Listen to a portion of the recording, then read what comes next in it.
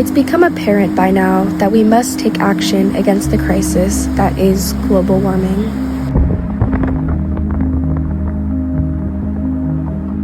Many live in fear of the inevitable point of no return, which many scientists have begun to predict is sooner upon us than we once thought.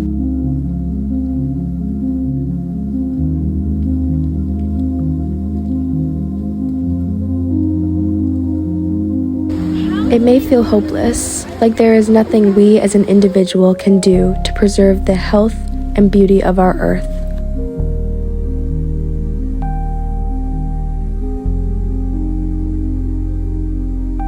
But behind the vast oceans and the infinitely tall mountains, there's a solution we've been overlooking for far too long.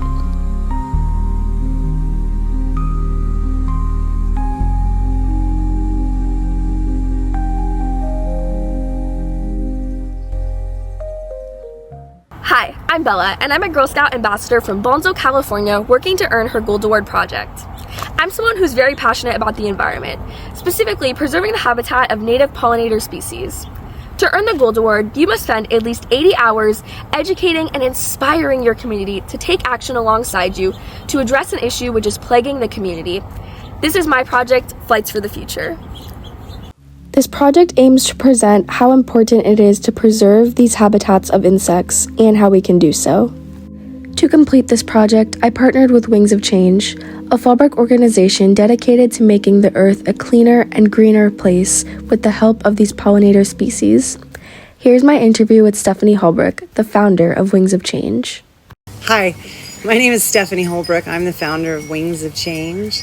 We're a nonprofit in Fallbrook spreading the word about the importance of butterflies, pollinators, and plants.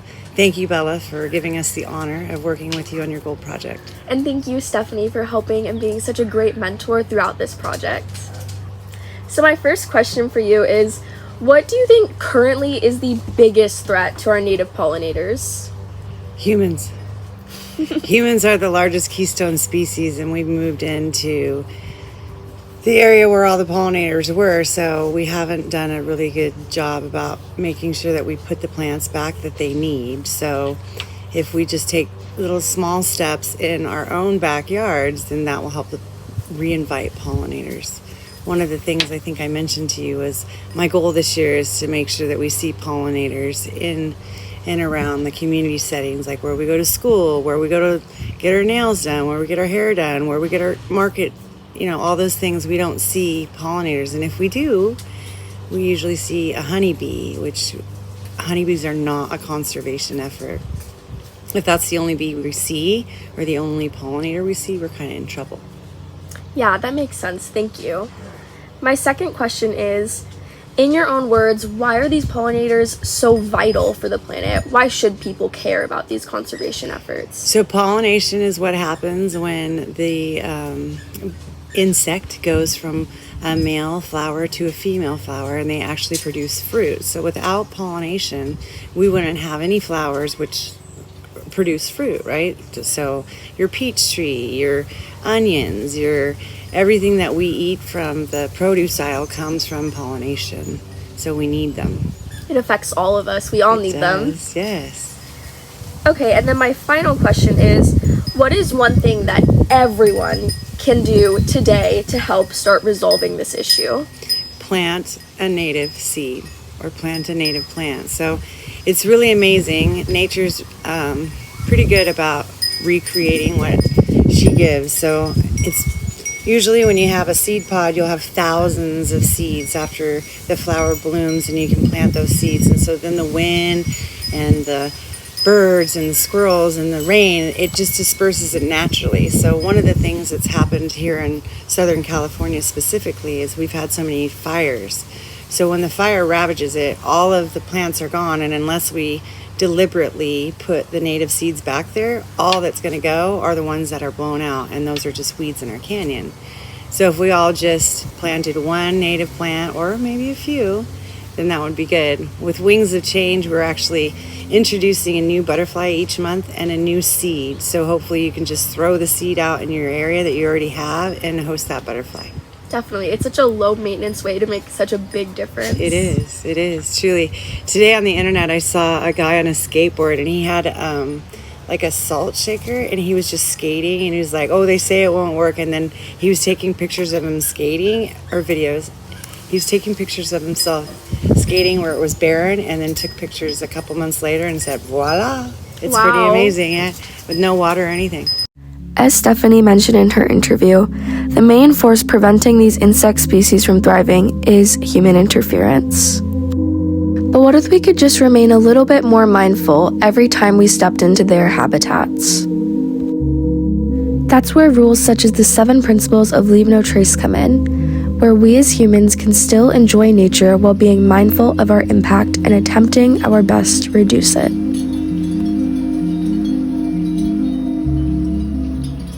Today, I'm at the Heller's Bend Preserve with fellow Girl Scouts in order to teach them about the 7 principles of Leave No Trace as we practice them together today while we enjoy this beautiful hike. The 7 principles of Leave No Trace are 7 rules and guidelines that you should follow anytime you're out exploring and enjoying nature. These guidelines make sure that you don't cause any preventable damage to the local wildlife that you're enjoying when you visit. The first principle of Leave No Trace is to plan ahead and prepare. This means looking up the route that you're going to take. That way you don't have to go off trail and you don't accidentally get lost. This also means checking the weather, where you're going and when you're going, to make sure you can dress appropriately. If you're prepared, you're less likely to have any accidents or emergencies that could affect you or the local ecosystem. The second principle of Leave No Trace is to camp only on durable surfaces. Typically, this means pre-existing campsites, but if one of those aren't available, gravel, dirt, and snow are all examples of durable surfaces. We want to make sure that we're not on a non-durable surface because this can lead to further erosion or just destruction of a habitat in general. And remember, typically, the best campsites are found, not made. The third principle of Leave No Trace is to dispose of all trash properly. Whatever you bring, you need to make sure that you're responsible for cleaning up. Whether it's food waste or any other trash that you brought, maybe consider taking a bag with you, that way you can hold on to it before you're able to dispose of it properly. Also, if you see anything that you're 100% sure is trash, such as these cans, you can pick it up and put it in your bag until you're able to take it to somewhere to throw away properly. The fourth principle of Leave No Trace is to leave behind what you find. When you're on really cool trips such as these, you might find something that you want to take home with you, such as this really beautiful shell. But that's actually really not a good idea. That shell plays a vital role in this ecosystem, as does everything else around us. So it's not safe to take anything from the ecosystem unless it's, of course, your own or somebody else's trash that you find. Instead, a good alternative is to snap a picture. That way those memories last forever.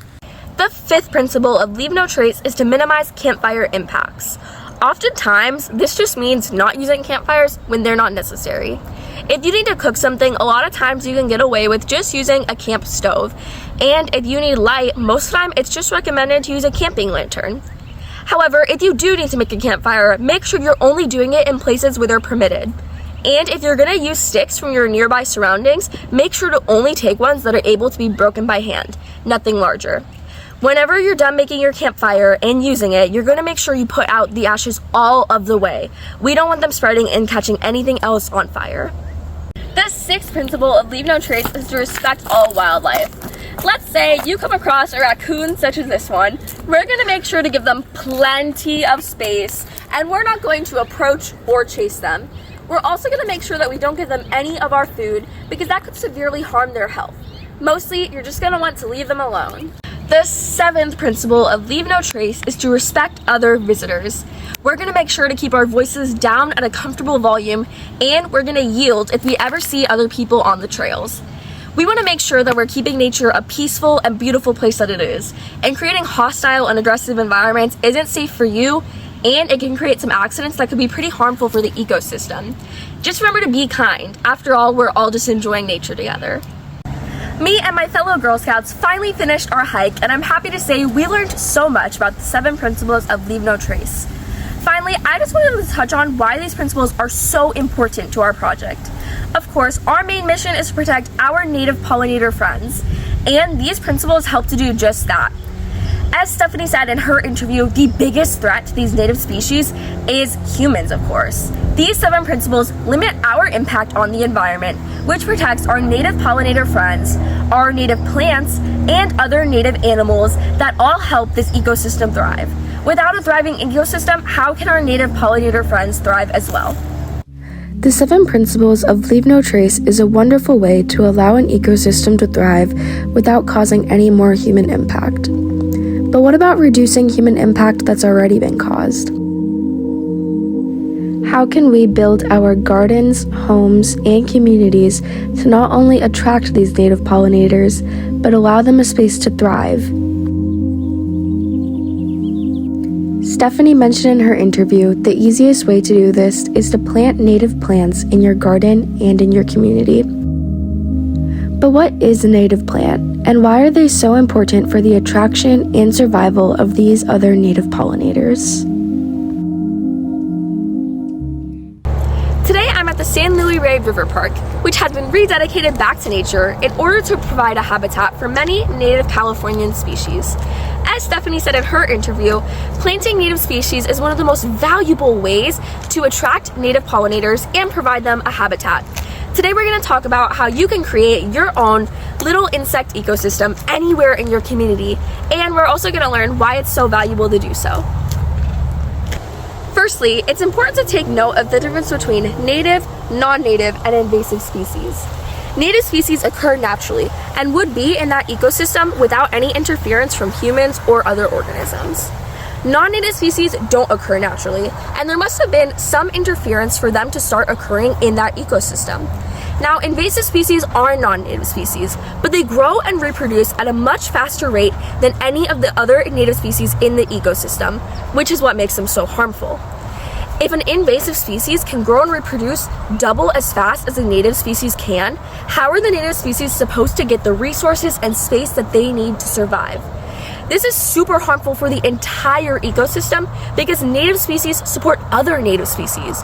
So if one native species doesn't have the room to thrive, this is going to start domino affecting all other native species and may eventually make the whole ecosystem collapse. We as humans can try to reverse the effects of these invasive species by making sure that we are planting primarily native species. In California, these native species include the California poppy, California lilac, hummingbird sage, milkweed, and buckwheat. You also want to make sure that if you see any invasive species in your own garden or in your community, that you have them removed, because these invasive species can spread and cause a lot of damage to the local ecosystem. In conclusion, remember that native supports native, and by planting more native plants in your own backyard or advocating for your community to plant more native plants, you're creating a habitat where native insects can live and thrive as they deserve. The human race is the smartest animal species that has yet to roam this earth.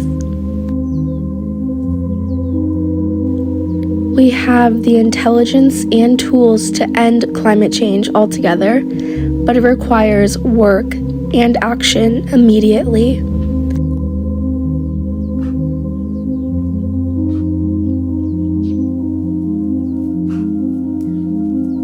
As we go forward in our fight towards a cleaner Earth, let's never forget an entire category of species, regardless of how small they are. A world without insect pollinators is a world we cannot survive in. So let us never overlook them again in our flight for the future.